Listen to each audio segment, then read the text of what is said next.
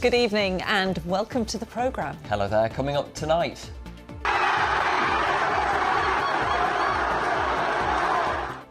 Grit, guts and ultimately glory, how Yorkshire followed a World Cup roller coaster in the Azteca.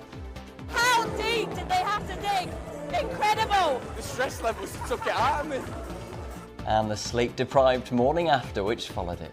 I'm very tired. What time do you get to bed? Like 6 o'clock in the morning. I went to bed, but I couldn't actually get to sleep because I was so excited for the match.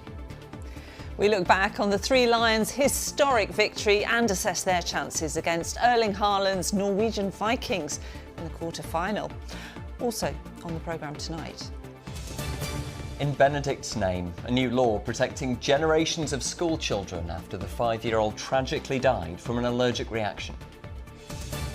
Not so secret mission. The Army investigates how sensitive military documents from Catterick Garrison ended up at a council tip. And organised criminality operating on a commercial scale. I'm in Bradford, where thousands of tonnes of waste has been illegally dumped just a stone's throw from Bradford City's football ground.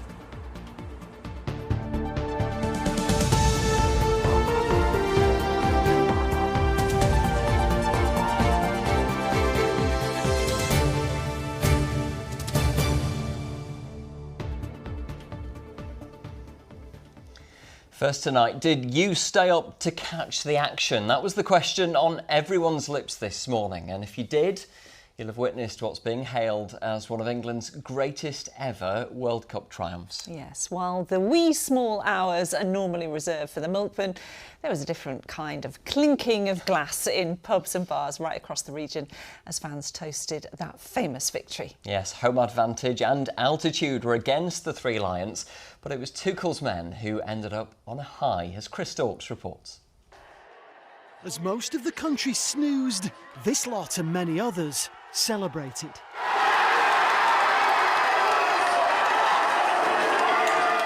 This was the scene at Earl's Yard in Sheffield at 4 o'clock this morning after England secured their spot in the World Cup quarter-finals following a table-thumping 3-2 win over Mexico. Oh my God, what a night, what a night. Incredible, incredible. And vibes here, brilliant, brilliant. We're going to win it? We are going to win it. It's coming on! Despite battling against a hostile atmosphere and altitude, it might have been 7,000. Puts it into a great area and Kinura!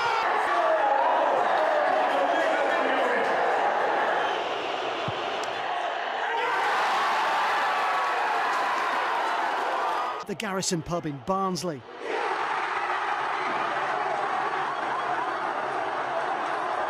How deep did they have to dig? Incredible! They've all done 100% tonight. The stress levels took it out of me. This time in the morning, thank God. So whereas in Sheffield there was exhaustion, at the Gardeners Arms in Hull, well, the party was just getting started. Like ever really, I'm only 26, so yeah, what a brilliant game, start to finish, you know what I mean? I think my heart stopped about 3 times. Well, the fun finally stopped in the early hours, but they're still yet to call last orders on England's World Cup dream. Well, Chris joins us in the studio. And Chris, did you manage to stay up for the game? I didn't, Lara, no. Judging by the scenes, in Sheffield, Barnsley and Hull, I'm kind of glad that I didn't. There'll be a few sore heads around the region today, won't there? No, I set my alarm for 6 and turned off all the notifications on my phone. I watched it as if it was live. And you know what? Some are saying that this is the best England performance at a World Cup since 1966. And of course, we know what happened then, don't we? Now, 2 men who've played for England at every World Cup since 1998, John Hemmingham and Steve Holmes from the Sheffield Wednesday band. Now, I spoke to them a little early and started by asking what it was like to be inside the Azteca last night. Absolutely awesome. Off the scale, obviously, we've done quite a few England games throughout our 30 years. But that one was right up there. It was unbelievable. The noise in the stadium was incredible. And then the way it played out with all the incidents, you couldn't write it, could you? And the finish, obviously, brilliant, absolutely brilliant. I think we can, yeah. I mean, we always think we can anyway. But who trains every day with Haaland, so we've got a bit of something there that the other teams haven't had over him. Never mind that, we've got the firepower in Harry Kane. Jude Bellingham's playing out of his skin, so we can definitely beat him. Chaps, thank you for speaking to us again tonight. Rest up, you've got a big part to play over the next few days. Thanks again, we'll catch up soon. Don't take me home. Yeah, don't take me home, that's what it says on the T-shirt. Well, they don't want the dream to end, do they? And I don't blame them. No, neither do we. I mean, let's not get ahead of ourselves. I mean, Norway are not going to be easy. So far, beating Brazil yesterday 2-1 prior to England's game, and they possess one of the deadliest strikers. And the good news is, as well, it's on as a much more sociable hour, 10 o'clock. I'm done with my late mornings, my early mornings. Well, there were some rather bleary eyes at schools and workplaces across the region this morning as the after effects of England's famous triumph took hold. Yeah, no one more so than at John Stones' old primary in Barnsley, where pupils and teachers had every reason to stay up late to watch their homegrown hero in action, as Katie Oscroft found out. Right, guys, who can tell me who this is? Well, some of Year 6 were awake enough to concentrate on history and how the First World War started. Joss, Ted, are you still with us? I got up this morning and I did wonder. I thought it could go either way. We could have very responsible parents who keep them, you know, to bed at 7:30 or whatever, or we'll have some parents who are real life parents who let their kids stay up and have a bit of fun. I think we've got a healthy mixture today.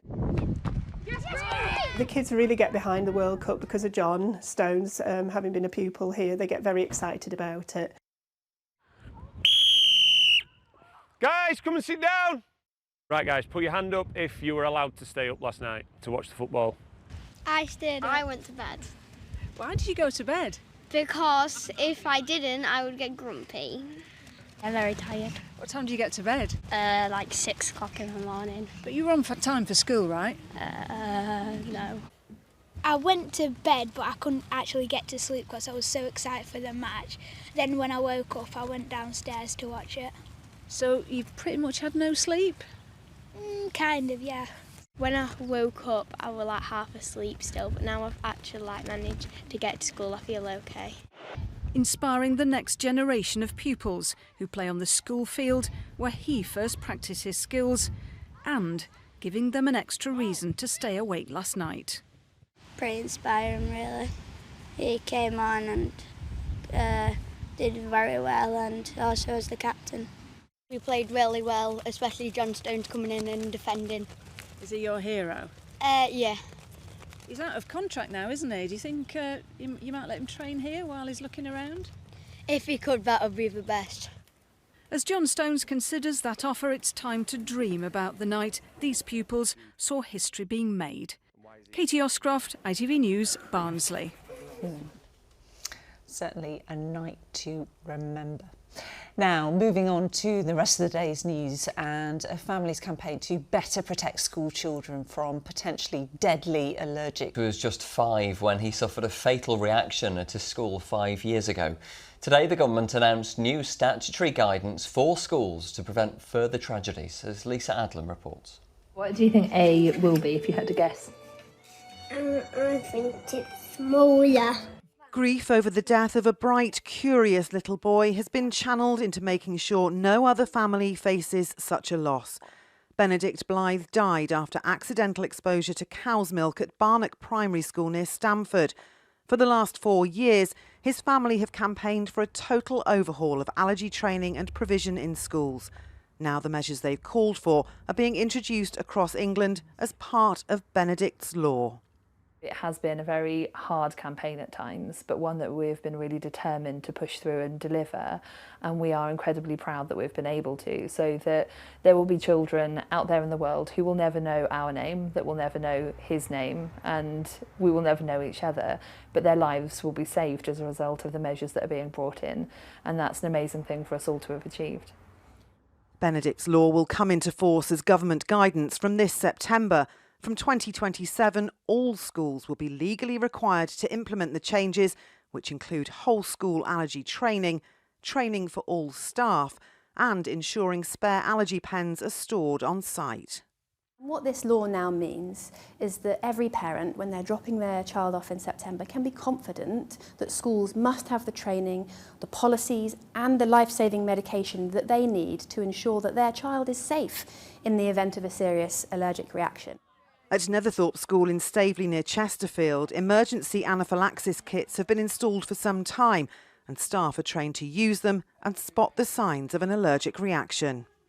We've got staff members and students both with allergies, and although many people do carry their own EpiPens, it could be a first reaction, and this is the thing, we could be saving somebody's life.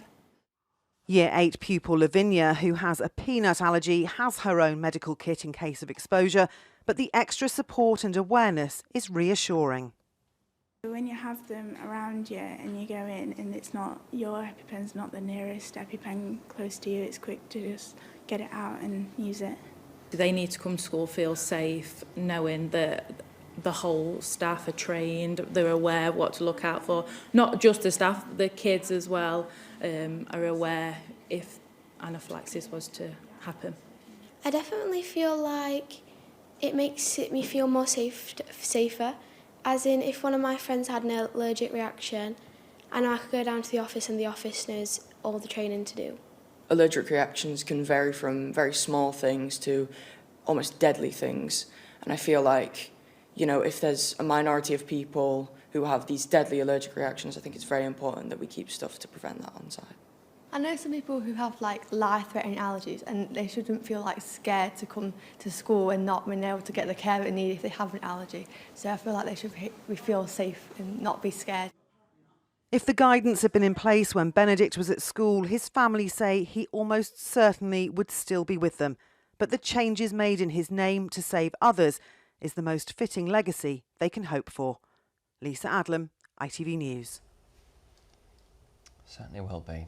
Next to one of the worst cases of illegal dumping this region has ever seen, involving, can you believe it, thousands of tonnes of rubbish piled up at a site in Bradford. Yes, the authorities were alerted after locals reported an awful smell close to Bradford City's ground. They are now investigating exactly how it got there in the hope of prosecuting those responsible. Now, Adam Fowler is there and he's there live for us. What do we know about this so far, Adam? Well, you can see just over my shoulder here the home of Bradford City Football Club, but what you can't see is what's just beyond this wall. Thousands of tonnes of waste that's been illegally dumped. And believe me, you may not be able to see it, but if you were here, you'd be able to smell it. The entrance has now been barricaded off and the gates at the entrance to the site have also been locked, along with the sign from the Environment Agency. But earlier on, we sent a drone up and you can see from the sky the enormity of the problem. It was last week during the heat wave when the smell was even worse than it is today, and that's when residents first became aware of the problem. The site is now being monitored and an investigation is underway. I spoke to 3 local councillors earlier on. One of them spoke to the landowner here who said he had no idea that this had been going on. Really shocked. Obviously he didn't know this was happening, this was coming, but having spoken to residents and businesses around the area, they said these guys have been dumping 1 a.m. in the morning, 2 a.m, so nobody would have known. And some people thought it was a council site on top of that, so they thought it was quite normal probably. But yeah, it was a real shock to the system, to everybody. It's an absolute stench, it stinks. What we've got there is what it looks like, thousands of tonnes of waste that's illegally been dumped. And when I say illegally, I mean illegally. This looks like an organised crime that's taken place. The last thing we want is this, dragging along. It is a residential area and we want it cleared out as soon as. Well, Adam, as you said, there's now an investigation underway and it's believed that this is the result of organised crime, isn't it? Yes, well, the Environment Agency is leading that investigation, so they've got several lines of inquiry, but Bradford Council itself said this is organised criminality operating on a commercial scale. As such, this is a crime scene and will need to be investigated to gather further evidence and determine the nature of the waste materials before it can clean it all up, and it doesn't know just yet how long that's going to take. Adam Fowler live in Manningham. Thank you very much. Now you're watching Monday's calendar. Still to come, never judge a cat by its colour. That's because animal charities say some are less likely to be rehomed than others. Find out which ones shortly. If you're lucky enough to be on your school holidays already, or you've got some time off, I've got some very good news in the weather forecast. Join me later to find out more. Small news now. Our police investigating a fatal fire in Nottingham have arrested a man on suspicion of murder. Officers were called to the house fire on Yew Tree Walk around 8 o'clock yesterday evening after it was reported that a woman was trapped inside. The 75-year-old was pronounced dead at the scene. A 23-year-old man has since been arrested on suspicion of murder and remains in police custody. A Ministry of Defence investigation is underway after confidential military papers from Catterick Garrison were found in a council recycling bin. The documents, some dating back to 2018, were stumbled across by a member of the public who handed them in. Sally Simpson has more on this story for us now. Sally, what more do we know about this then? Well, Lara, as you say, we understand this paperwork was found quite by chance by a member of the public as they went to dispose of their own rubbish at a council tip a couple of miles away from Catterick Garrison. According to reports, the papers were clearly labelled MOD and were mostly daily occurrence logs from the guardroom at Marne Barracks. It's understood that contained within them details of security breaches and alarm response protocols, as well as soldiers' names and ranks, weapons storage details and guard shift patterns, none of which was redacted or shredded, just binned in plain sight. The documents all relate to 2018, 2021 and 2023, and the logs reportedly outline several incidents at the base, the Army's main infantry training hub, including details of the arrest of a private for drink driving and reports of a sergeant arrested and bailed on investigations of making racially or religiously motivated remarks. Well, Colonel Philip Ingram, who's a former senior intelligence and security officer with the British Army, gave us some context on how significant a security breach like this can be. The breach could be significant. Now, in reality, from what I've been briefed on the papers that were found, I haven't seen them myself. There are old guard rosters, but from someone who's trying to work out the pattern of how a particular facility has been protected, what is in there, what the patrol patterns are and everything else.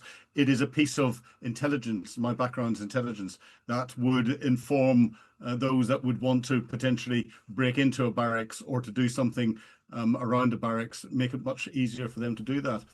So what's the Army had to say about all this? Well, a spokesperson said the Army takes the protection of information very seriously and the incident was now the subject of an ongoing internal investigation. They insist no sensitive or operational information was contained within the documents and that staff are trained in good data management. Still, this is enough of a concern to prompt what the Army calls a rapid review.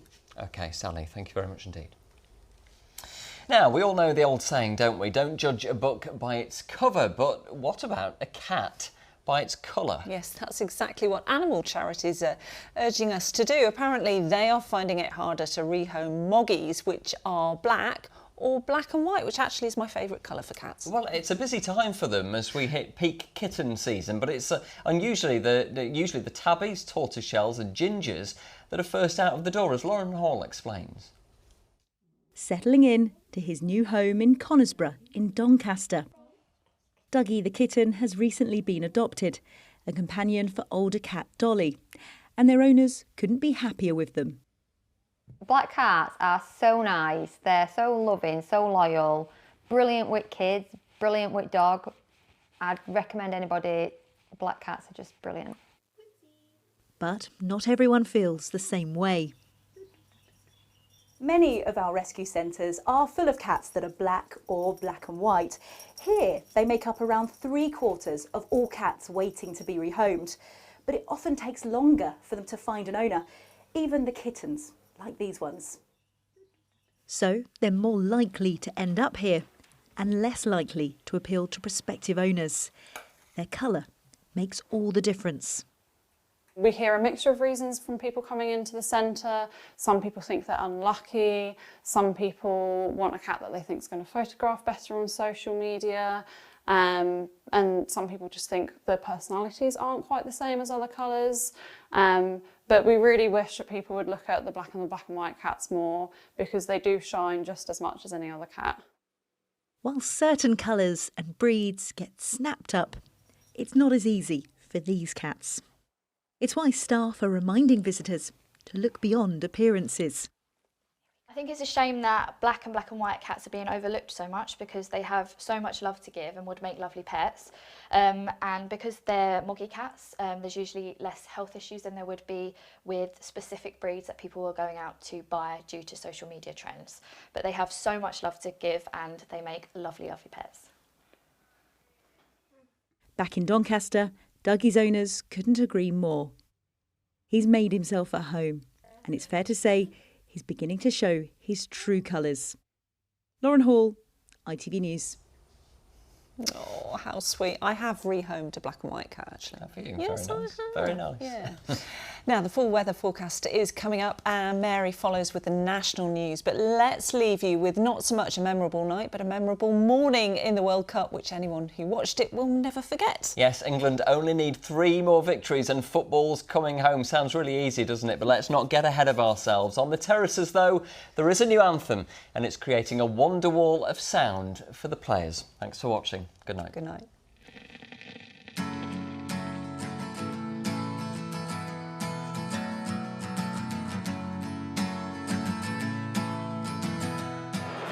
Bukayo Saka, past Kane, but Bellingham coming in!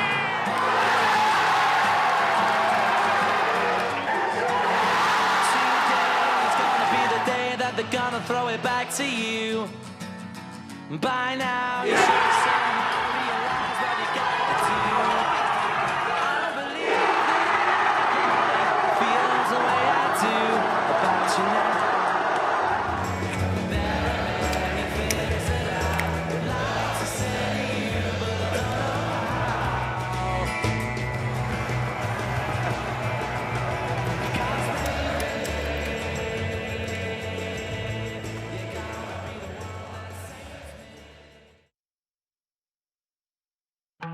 Expect clear skies, island vibes, and afternoons made for exploring. TUI sponsors ITV Yorkshire Weather. Hello, good evening. Over the next few days, temperatures are gradually going to rise, not to the same extent as further south, but the heat's certainly building and it is a settled outlook as well. Whether or not we'll be in heatwave territory remains to be seen, but the temperature is certainly a feature. We have spits and spots of rain further north of the patch overnight tonight, but otherwise it's a fine and a dry picture, a mixture of clear spells, some mist and murk forming as well, more moisture in the air, so more humid and a little bit warmer compared to last night. Lows tonight down to around 15 or 16 degrees. So for tomorrow, a bit of a grey, murky start, but things will soon brighten up as that strong July sunshine gets to work. We'll have a northwesterly breeze, so as that cooler, fresher air mass feeds in, good spells of sunshine by the afternoon. Still the risk of 1 or 2 light showers further north, but for the most part, highs well above the seasonal average in the sunshine, reaching 25 degrees. And as we look ahead to the rest of the week, well, Wednesday again is going to be another warm day, fine and dry, and the winds will be light as well. That pressure continues to build up from the Azores, so it is a very settled outlook. Not a lot of change in the forecast over the coming days, apart from, as I mentioned, those temperatures gradually beginning to build. So we could see the third heat wave of the season so far, because it will be the third one since the end of May. But day by day, plenty of fine and dry weather, and those temperatures as well rising to the high 20s, perhaps the low 30s. Some very mild nights to come as well.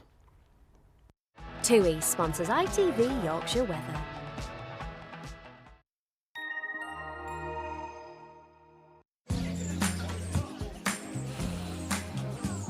Making the most of summer. Piri sponsors ITV Pollen Count. Over the coming days, with the rising temperatures and the settled conditions, pollen levels will remain high or very high. The main issues at the moment are grass pollen and weed pollen. Not good news for those of us who have hay fever.